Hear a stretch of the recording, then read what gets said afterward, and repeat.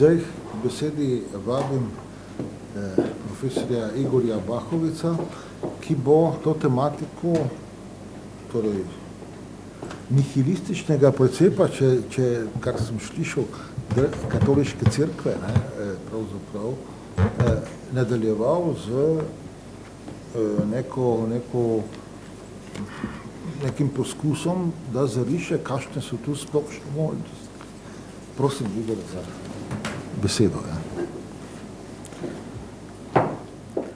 Najlepša hvala. Torej, moj naslov je o kulturi in odnosu med vero in kulturo, oziroma med pogledi na svet in kulturo, glede na vprašanje nihilizma. In prva stvar tukaj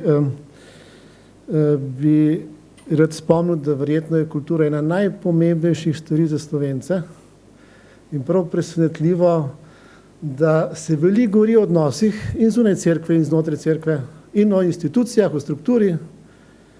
O kulturi je pa prav en manjko besede, ker je seveda značilnost, ki ni samo slovenska, ampak recimo, začnemo tukaj, Torej, človek je bitje kulture.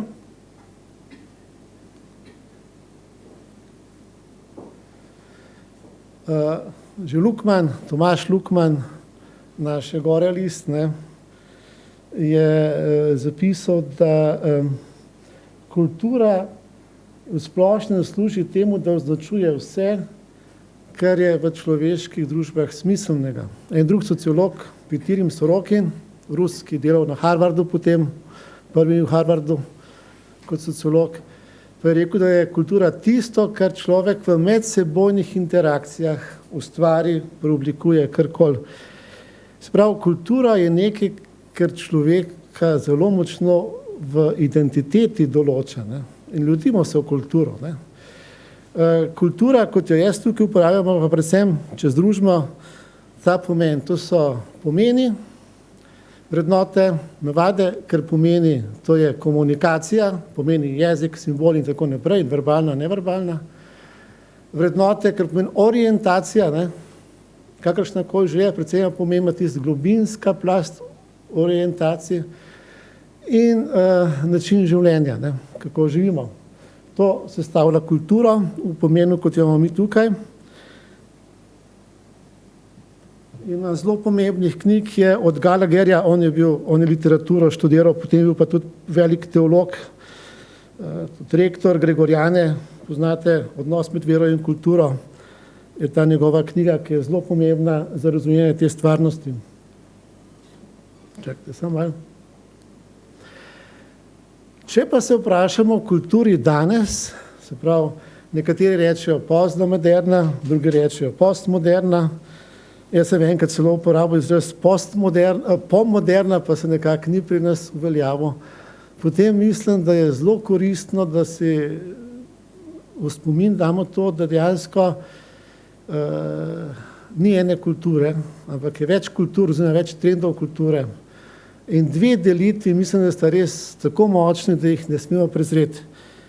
Ena delitev, naše Gorelist Tomaž Lukman je bil zraven, Peter Berger, ki je seveda habsburški po mentaliteti, njegova mama je iz tržaškega območja, tako da on je vedno govoril kot velik sociolog Amerike, ker je rastel v multikulturni habsburškem okolju. Sta skupaj še s kom drugim, Gellner je zelo pomembno postavlja tezo, da sta dve ključni orientaciji sodobnega človeka, postmoderni relativizem in fundamentalizem. Ona dva iščeta to mestno pozicijo, nekateri drugi govorijo o tretji poziciji, ki je ideološka pozicija, se imamo dejansko tri pozicije, se mi zdi. In v čem je zdaj v bistvu problem? Relativizem, že sama beseda pove, ne more imeti skupnega smisla družbe. Fundamentalizem je pa gotovo svoj smisel in niti en, niti drug ne morata vstopati v dialog. Strpnost je potem vrhunska vrednota, ne pa srečanje. En veliki politik, ki ga danes nismo omenili, ampak je v teh starosti kot Pučnik v Sloveniji, mi je, ko smo z njim nekaj malega posneli, rekel, potem kasneje, spoštovali so me, poslušali pa ne. In to njegovi, da ne pomote, ne nasprotniki, njegovi ga niso poslušali. Mi dejansko nismo v eni kulturi poslušanja, ker nismo v kulturi dialoga. Kjerkoli, ne samo v posvetni stvarnosti, tudi v cerkveni stvarnosti, mislim, da je to zelo velik problem. Druga delitev, ki je pa morda še bolj pomembna, seveda prvi dve sta prevladujoči v naši družbi. Ne. Druga delitev, ki pa še bolj pomembna, je pa iz te knjige, ne, Trg simbolnih svetov. Dejansko ne samo na podlagi literature, ampak na podlagi mnogih stvarnosti je Gallagher pokazal, da so dejansko tri prevladujoče usmeritve postmodernega občutja ali postmoderne drže, poleg seveda nostalgije po preteklosti in nekih mešanic, ampak ti so relativno koherentne. Ne. Ena je filozofska destrukcija, to je dobro znana, ne samo Lyotard in tako naprej, ne, ki ima v sebi nihilistični dvom glede resnice in vrednot. In tega je zelo veliko, tudi simpozij, ki smo tu zbrani, mislim, da je vsaj do neke mere povezan s tem, da to je zelo razširjen v zahodni družbi. Po moji oceni, kljub temu, da je relativizem zelo močno razširjen, je glavna drža danes imanenca in narcisizem. To je jaz prvi. In to je ta drža, ki naredi ogromno, od zdravstva do vse mogoče stvari za koga? Zase. Ne. Zase. Je povezan tudi, jaz sem študentom dal enkrat prosto, da mi odgovorijo, 40 jih je odgovorili potem eni anketki, katere tipe vzgoje vidijo. Ne. In seveda zanimiv, razen mogoče druge so dobili po 3 ali pa 4 ali pa 2, razen enega so vsi govorili 3 tipe vzgoje, avtoritarna, permisivna in z avtoriteto je sprava. Ne. Točno te 3 tipi odnosa. Ne. Moč, permisivnost, ki je relativistična drža in z avtoriteto menim pa dialoška drža. In ta drugi, ki je seveda povezan s permisivno vzgojo, stil kulture je imanenten, ampak vodi v izolacijo, ne v srečanje. Mislim, da je prav, da se zvemo teh dveh trendov, ker sta res izjemno močna. Ne. Kolikrat slišimo samo preseganje, samo razvitev, čas zase, ne pa kulturo srečanja. Ni dialoga, kot nekaj samoumevnega, kot poslušanja, kot nekaj samoumevnega. Torej, Gallagher, ki je tudi v literaturi izjemne stvari pisal, to je Uvod v vero in kulturo, v tej knjigi lepo pokaže, to je dejansko kopija njegovega slajda. Obe te dve drži sta zelo, kako bi rekel, malo nerodni, z vidika družbe. Zakaj? Ker obe dve te drži ostajate na površini, sta zelo površinski, pasivni, sta apatični, imata lebdeč življenjski slog, ali pa kot bi rekel Bauman, to je tekoča, spremljajoča, kratkotrajna, mnogo površin, ni globina, bi rekel Jameson in drugi, postmoderni avtorji. In vse kreje začasna zavezanost. Ko se pa malo misel spremeni, čutenje, predvsem čustva spremeni, se pa zadeva obrne. In s partnerjem, in z duhovnim učiteljem, in z moralo. Lukman bi rekel, to je morala tipa anything you like, ali pa duhovnost dobrega počutja. Naš Tomaž Lukman. Zdaj, tretja stvar je pa zanimiva, ki jo Gallagher ima kot nek izziv in kot dejstvo, ki pa ni prevladujoče, je pa, on pravi, konstruktivna kritika modernosti, za katero je značilno živo, torej ne neko umetno, ampak živo sočutje, občutljivost, domišljija, ki je povezana z zavedanjem družbene stvarnosti. Domišljija je ključna za ustvarjalnost po teh refleksijah, ki jih imam jaz. Torej, to je po eni strani zavedanje stvarnosti in ustvarjalno ukvarjanje s tem. In tukaj je 3 zadeve, mislim, da je dosti lepo pokazal, ki so s tem povezane. Nekaj je zelo ponižno iskanje, torej ne vehementno, ampak zelo skromno in ponižno iskanje. zdravljenje ran, ki jih je ogromno, tudi v Evropi, ne samo pri nas, in osvoboditev območij, kjer je bil primanjkljaj. Gotovo je bil primanjkljaj duhovnosti, vprašanje žene, ženskosti, vprašanje ekologije, torej narava. Tukaj ni izviren, to vidimo na vseh možnih stvarnostih. In zdaj, glejte, mogoče en citat iz te knjige je dobro, da preberem. Sedanje stanje lahko beremo na različne načine. En je, zdaj pa citiram, da smo padli v izolacijo, fragmentacijo in narcisizem, v katerem je življenje indiferentna igra in so individualne izbire predvsem estetske, to je stvar okusa, in začasne, dejansko provizorične. Ne. Po drugem branju pa ta lakota, ki traja, to pomanjkanje, srca lahko privede do tega, da izrazijo novo resnost in prizadevanje za osvoboditev in avtentičnost prevzema nove človečnosti.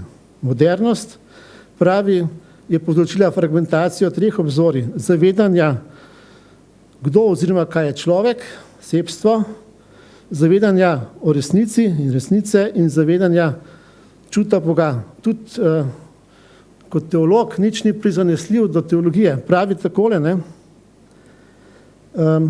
Bog, citiram, po podobi teh, ki so bili braniteljici vere v 17. stoletju in naprej, podoba Boga je šla v smer teizma in celo deizma, teologi so ostali ozko racionalni, Kristus je bil pozabljen in polje duhovnosti je bilo prepuščeno sentimentalnosti. To je zelo resna beseda. Jaz sem za magisterij delal o postmoderni kulturi in duhovnosti in evidentno je, da se je New Age rodil zaradi pomanjkanja duhovnosti tudi znotraj področjih zahodnih cerkva. Največ New Agerov, to je ta fluktuirajoča duhovnost, je ameriških bivših protestantov iz mainstream, torej glavnih tokov. Torej tukaj se je nekaj zgodilo. Vendar ta premik seveda ni sam zunaj cerkve, tudi v cerkvi. Glejte, pri nas je bil Vladimir Truhlar, ne vem, koliko poznate, on je bil profesor na Gregorjani, ki je začel, torej prvi, z teologijo duhovnosti. Ker nauk, dogmatski nauk, institucija, ki je pa zelo značilna za cerkev prej, enostavno, Sveti Duh je bil zelo redko omenjen v dolgih stoletjih moderne dobe. In seveda, ne vem, koliko poznate Truhlarja, ni bil niti dobro sprejet, niti danes ni. Medtem ko zunaj cerkve pa je duhovnost, mislim, kako bi rekel, vse živo, vse živo. Ampak tudi znotraj cerkve je nekaj tega. Tukaj je mogoče dobra ena opomba, avtorji konstruktivne postmoderne, ki niso samo katoličani, oziroma v Ameriki, torej tudi protestanti različnih denominacij. Holland pravi to, da je v srcu vsake kulture duhovnost, jaz bi dodal, ali pogled na svet. To je prva točka, ki smo jo pozabili, zaradi ukvarjanja s površinskostjo, smo pozabili zvezati za globino in površino. Druga stvar je pa tole, da napredek, ključna upanja moderne dobe, so se obrnila dejansko proti. Torej tukaj postmoderni, kreativni delijo kritiko z destruktivnimi, ampak odgovor ni nihilizem. Odgovor je, kako biti ustvarjalen, in odgovor ima dva predloga. Prvič, ne v smeri dogem in nauka, ampak v smeri duha, s citatom, duh deluje prej preko presenečenja, kot prek načrtov. To je evidentno. Vsak ustvarjalec, tudi ne treba iti v področje religije, ve, da ustvarjalni moment, ki je nekaj duhovnega od človeka tudi, to je, se ti odpre. Ne boš študiral veliko, potem pa boš. To je šolska filozofija, šolska sociologija, šolske stvari. Druga stvar pa je, da prostor, kjer se to dogaja, ni več velika institucija, hierarhično, ampak je prostor skupnosti, isto kot je Lukman pokazal, bomo povedali, ki je torej te intermediarne ravni med posameznikom in velikimi družbenimi institucijami. Zdaj pa v odnosu med vero in kulturo. Tukaj je veliko razlogov. Enega sem uvodoma povedal za nas Slovence, druga dva bi pa tole rekel. Ne? Glejte, vsaka kultura, oziroma vsaka vera potrebuje kulturo. Velike civilizacije v preteklosti ponovadi so bile vse povezane z neko vero, torej kultura, civilizacija, vera, to so nekako povezane stvari. Druga stvar je drugi Vatikanski koncil, ki ga berem mogoče mičkeno drugače, Pavel VI glede evangelizacije, torej vnosa krščanstva v sodobni svet, pravi Evangelii Nuntiandi, jo ogromno piše o kulturi. Janez Pavel II, ena zadnjih njegovih knjig, Spomin in istovetnost, razmišljanje o narodu, Evropi, o Poljski, izjemno dobro. Če bi mi poslušali tisto, kar je on napisal v srednji Evropi, danes ne bi bili tam, kjer smo. Točno tisto smo pozabili, ker je on opozoril. Evropska unija, da, ampak. In ta ampak smo, zgubili smo svojo istovetnost v določenih stvari. No, in tretji steber, zakaj sem jaz, tretji razlog je pa tudi papež Frančišek, ker v Argentini ni samo teologija osvoboditve, ampak je teologija kulture. In ta teologija kulture je zelo zanimiva, ker ima 3 stebre. En steber je posebna odločitev za uboge, torej biti z ubogimi blizu in jim prisluhniti, ne samo jim pomagati. Seveda tam je ubogih ogromno. Druga je živa vera ljudstva, ki si pa mi ne moramo predstavljati. Veste, Argentina, Latinska Amerika, to je čist drug svet. To ni pravoverna moralnost, to je živa vera, da deluje v življenju. Pri nas so pa romanja. V 80 letih Santiago de Compostela nekaj 1000 ljudi, zdaj pa 100 000. In to je to. Niso vsi verni, ampak so iskalci. In tretja stvar, kulturno-zgodovinska analiza, ker človek je to, kar je zaradi zgodovine in kulture. Tomaž Lukman, ko smo bili v njegovi hiši gor nad Osojskim jezerom, je imel izjemno knjižnico in večino knjig kot sociolog imel on iz zgodovine, ker je vedno rekel, ne more ena znanost sama odgovoriti in za sociologijo je zgodovina izjemno pomembna stvar. Torej to srečanje različnih stvari. Kultura je del identitete. Zdaj, 2 preloma tukaj nastopta, ki smo jih premalo zavestni. Ravno pred par leti, eden je v bistvu predlani, en pa nekaj let nazaj v slovenščini sta išli 2 knjigi in ti 2 knjigi imata zelo zanimiv naslov. Sam moment, Chantal del Sol, filozofinja francoska, original 3 leta nazaj šel, Konec krščanske civilizacije. Zelo veren mož, Giuseppe Zangi, Noč evropske kulture, agonija sodobnega sveta. Skratka, postkrščanski čas, smrt Boga, šibki Bog in tako naprej, o tem je ogromno. Ampak mislim, da je boljšo verzijo razumevanja stvari, torej boljšo interpretacijo pokazal Tomaž Lukman z njegovo manj znano ali pa tako nehitro odpravljeno tezo, da se nahajamo v času, ko nastopa nova družbena oblika religije. Je dobro se vrniti v 50. leta, jih je tudi zdaj Aleš omenil, on je raziskoval 4 protestantske župnije, kot nekdo, ki je znal nemščino, njegov prijatelj Peter Berger, ki je mogel iti, je bil pa zaradi korejske vojne poklican, in tudi eno katoliško. In on je, veste, kaj je opazil? Ljudje so hodili k maši, ankete narediš, šel na ŽPS-je protestantskih cerkva, pastoralna srečanja, opazoval in tako naprej, vse je naredil, kot ti je pisal. Pa pogledal rezultate in je ugotovil, nekaj ne štima, ker oni niso verovali v to, kar bi tam človek pričakoval. In jih je vprašal. In to je začetek tako zvane privatne, subjektivne religioznosti. To je bilo v protestantizmu 50 let, v katolištvu do 60 let je bilo čisto evidentno. Ljudje so verovali malo po lastni izbiri in malo po tistem predpisu. In zato je rekel, konec je 1600 let trajajoče, prevladujoče oblike, ne pomeni, da je konec, da zgine, ampak prevladuje, institucionalne specializacije religije, imamo potem te 3 velike ko bi rekel, kolektivne identitete, cerkev, država pa narod. Ne. To ogromno pojasnja, veste, zakaj je v Franciji sekularizacija popolnoma drugačnega kot na Češkem. Odnos cerkev, država, narod. Čeh ni ateist, ampak težko verjame v Boga, prav Tomaž Halik, verjetno je največjih srednjeevropskih intelektualcev v krščanstvu danes, ne. Po husidskih vojnah, trenutek, prosim, ampak niso pa ateisti. Medtem ko v Franciji je pa zelo veliko ateistov. Ne. Zato, ker je problem Francije bil drug. Ne. Francoska revolucija je druge stvari odprla.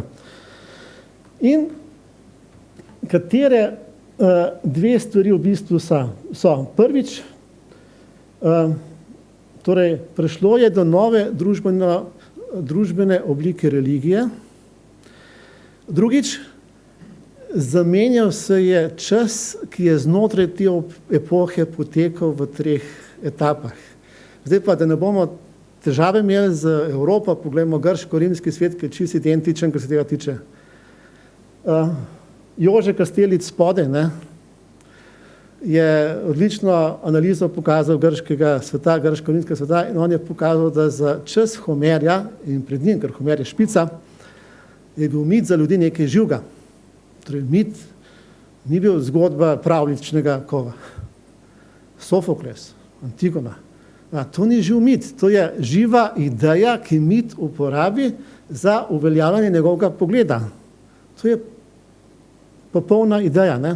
Isto seveda je bil pri Platonu, ne? Čas klasične Grčije, ko ni več tega, ki je bilo v stari Grčiji, ampak razum, popoln razum dobi prevlado. In potem je kasneje Vergil pa Ovid, Eneida pa Metamorfoze, velika dosežka Rima, in Jože Kastelic to tako pravi. To je najboljša antična enciklopedija mitov. To niti ni več ideja, to je zapis. Ali to je tako kot Harry Potter danes, tukaj imaš čisto celo eklektičnost vsega, ne, ker bo treba pokazati, da so in Troja, in Grčija, in Egipt, in ne vem kaj še vse sestavljali tisto, iz česar se je Rim rodil. In dejansko zakaj gre? Gre za to, da so 3 obdobja, koherentna obdobja v zgodovini grško-rimski, pa tudi kasneje. Eno je nadrazumsko obdobje, Sorokin prav ideacija, torej nadrazumska intuicija, komu bi rekel mistika. Drugo je obdobje idealnega razuma in tretje je obdobje čutno zaznavne praktične znanosti, tehnike. Ne. Atensko šolo poznate, ne? Torej, atenski šoli je prvom tukaj narisan. Platon kaže gor, ampak to, a je to svet idej, a je to svet osebnega Boga. Svet ideje, popolnih idej. Aristotel kaže dol, spoznanje, delovanje je stvar narave. In potem po Aristotelu seveda se to zgodilo. Torej, tukaj imamo to razlago, nisem jaz, to sem pobral iz filozofske fakultete, ni od Kristjana. To je razumevanje renesanse česa? Tistega vira, ki je bil vir za nove Atene, ki so Firence. Torej, človek se nekaj navdihne.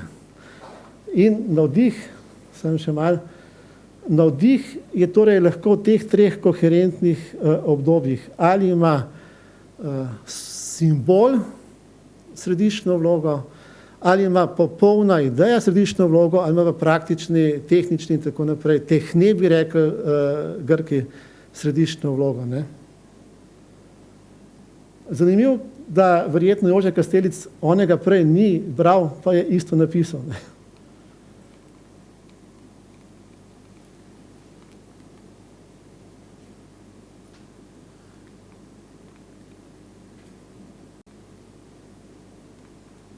Noče iti naprej.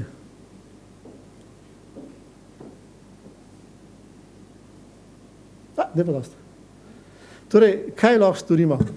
Po tem uvodu bi se lahko ozrli še na to, ker nam v preostanku časa je mogoče reči o krščanstvu danes. Ne? Preden gremo na to, mogoče nekaj avtorjev, ki bi nas spomnili. 100 let nazaj je Nikolaj Berdjajev napisal Nova srednjeveškost, to je moj prevod, ne. Ni srednji vek, nova srednjeveškost, ne. Simbolen način razumevanja stvari. Kmalu za tistim je Sorokin napisal družbeno-kulturno dinamiko. 1950 v trilogiji Guardini napiše konec moderne dobe poskusa orientacije. To jim bil v zgodovini. Velika delo njegovo, ne. Prav prihodnost bo bistveno odvisna od srečanja religij. Skratka, vsi iz različnih področij so prišli do istega. Mi smo na koncu neke dobe in v pojavljanju neke nove dobe. Kaj tukaj se lahko torej naredi?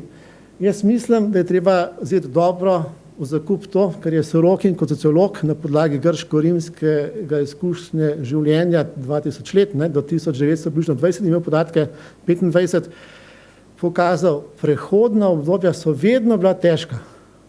Vedno so bile revolucije, vedno vojne, vedno naravne katastrofe, vedno bolezni. In so trajala 160 do 240 let. Citiram, in ni razloga, da je bilo zdaj drugače.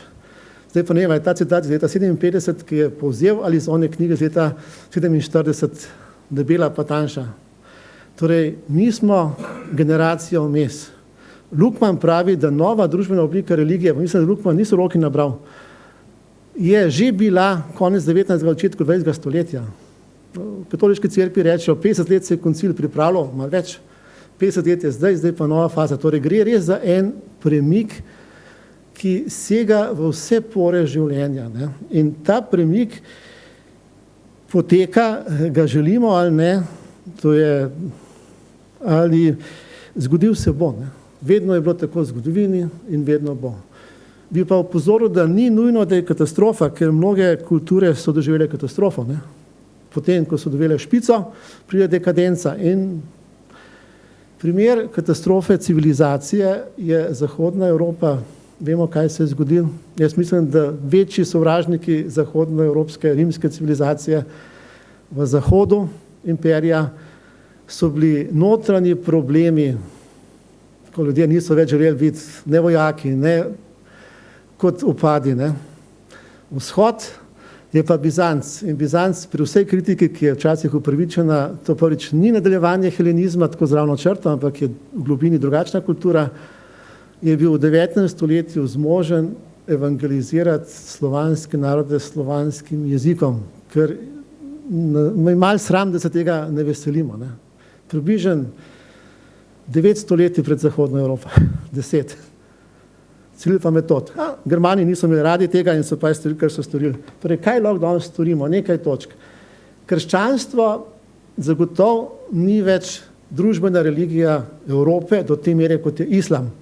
Če se 10 delavcev v eni tovarni muslimanov zmeni, da bi radi hrano, jo bojo dobili. Če 100 katoličanov Velik petek želi nemesen obrok, to nikogar ne zanima. Torej, ne družbena religija v smislu moči, ampak družbena religija v smislu vsakdanjega življenja, ne. Bo pa krščanstvo ostalo, po mojem. Kakšno krščanstvo je torej tisto, ki daje moč v manjšini? Prvič, tukaj z tej točki sem blizu Solovjovu, ki je že pred 130 leti, 140 let to napisal, ne. Krščanstvo, ki ne išče privilegijev zase in ne skuša uveljavljati svojega pogleda na druge prek zakonov in tako naprej, ampak je v službi medsebojne povezanosti in odnosa z drugimi. V Vietnamu je zanimivo, veste, tam so imeli, mi je rekel, Vietnamci verjetno 300 tisoč mučencev, zagotovo pa 100 tisoč. Ma ne zaradi komunizma, prej, ne. In so kristjani ostali tam gor v hribih in je en monsignor konec 19. stoletja iskal jih, pa jih ni najdel, pa je pa nekdo rekel, da mogoče pa ve, kaj on išče in jih je peljal gor. To skupino vietnamski jezik in pravi, oni niso imeli ne duhovnikov, ne škofov, ne maše in tako naprej, ampak so ostali kristjani. To so tisti, ki se imajo radi med seboj. Zanimiv izraz Vietnamcev. Torej, po čem je trajnost krščanstva in po čem je prigodnost krščanstva, je vprašanje. Mislim, da so stvari, ki bi lahko bile zelo pomembne, je pomen osebe in skupnosti, torej medsebojnih vezi, odnosov, tudi poslušanje, spremljanje, vključenost, posebna pozornost do ubogih, ampak ne samo ubogih, tudi do migrantov, s tem, da ne izgubiš lastne identitete, da ne bo pomote. Ne? Ubogi pri nas so mnogi osamljeni. Moja žena je zdravnica, a veste, koliko ljudi živi samih in sorodniki so do njih zelo, nimajo časa. To je strašen problem naše civilizacije. Imaš za jest, nimaš pa. Kot je Jean Vanier rekel, Jean Vanier se ukvarjal s temi, ki so z Downovim sindromom, ne? Glede na to, kako je on pa osebno nekaj problematičnega storil. Lejte, čem je razlika med Romunijo in Švedsko? V Romuniji so bili ti ljudje v eni, kot ta prostor, na Švedskem pa vsak par sobo in gajbo piva pa televizija. Osamljeni so bili eni in drugi. Ni kulture srečanja v razvitih. Ne? Torej, oseba, skupnost, odnosnost, druga je simbol, tretja je to, kar sem že omenil, odnos do ubogih, do drugega.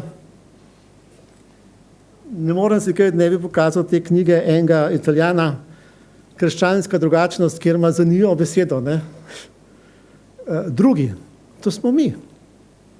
Mi razmišljamo z naše perspektive o drugih. Ne. Oni, zanje smo mi drugi. Ne? Kako priti do srečanja? Enzo Bianchi se to lahko prvoška, italijanska, veste, mentaliteta je bolj odprta. Ne? Drža poslušanja in tako naprej, odprta za novo dobo. No in še ena opomba, ki jo nisem prej prebral, pa bi jo, ne, jaz se zelo strinjam s Petrom Bergerjem, da problem modernega sveta ni sekularizacija. Konec 90-ih let je šla knjiga Desekularizacija sveta.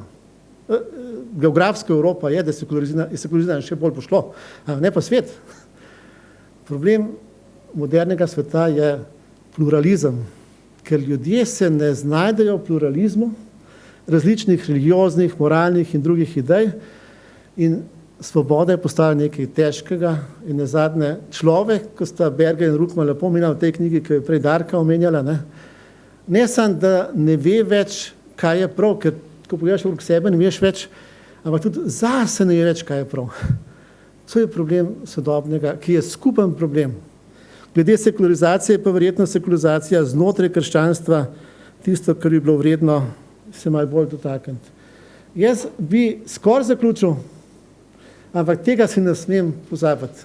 Poglejte, ti trije tipi odnosov, pa to je nekaj, ki se pojavlja od grškega polis do ekonomije danes, vmes pa to poznamo, ne? Kolektivizem, individualizem, oseba, skupnost, to so trije principi. In tukaj se treba zdaj odločiti. Ali sprejmemo cerkev kot nekaj avtoritarnega in mnogi škofje to zelo želijo, moramo biti zelo ponižni. Ali sprejmemo neko cerkev kot nekaj tako, izgubljenega in pride do neke mešance. Ne? Nekdo je lepo rekel, kaj je s soljo, ki se zmeša z drugim, se spridi. Vsi take mešance so se prej izrodile. Ali se gre v prenovo, kjer identiteta skupnosti ostaja enaka, ampak znotraj kulture dobi izraz, ki je drugačen, kot je bil prej.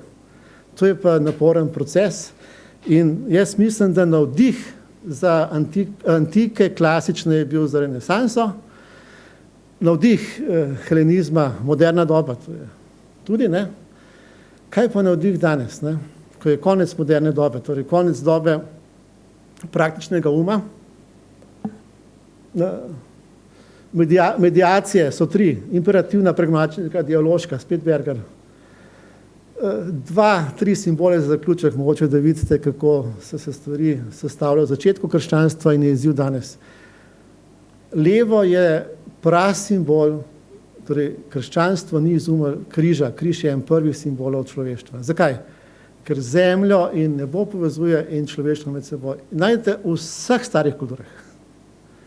Banalizacija križa pod Rimom, to je drugo vprašanje. Križ se lahko razsimboli. Kdo je povezal zemljo in nebo in človeštvo med seboj? Za vernike Jezus Kristus. Torej, križ postane osebni simbol. Ampak zgodovina oseba. Druga stvar, ki mogoče tukaj je, vedete, tukaj tudi Jezus ni sam, ne? Jezus ne vidiš trpljenja. To je bilo do 13. stoletja. v Rusiji pa še kasneje, do 15. stoletja.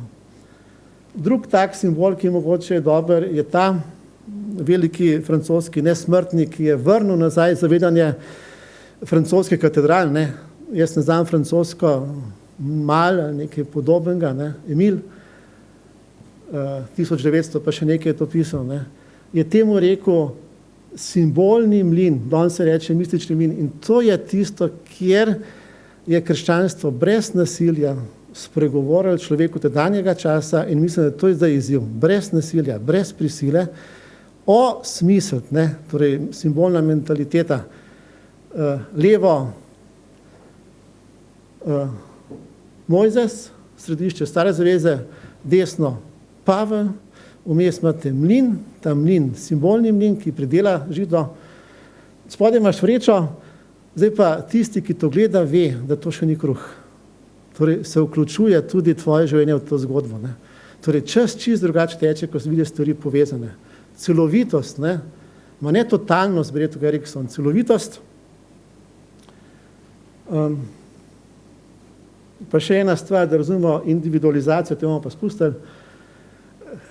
Maša na kelih, pa je Euharistija, da se pride zraven, ne.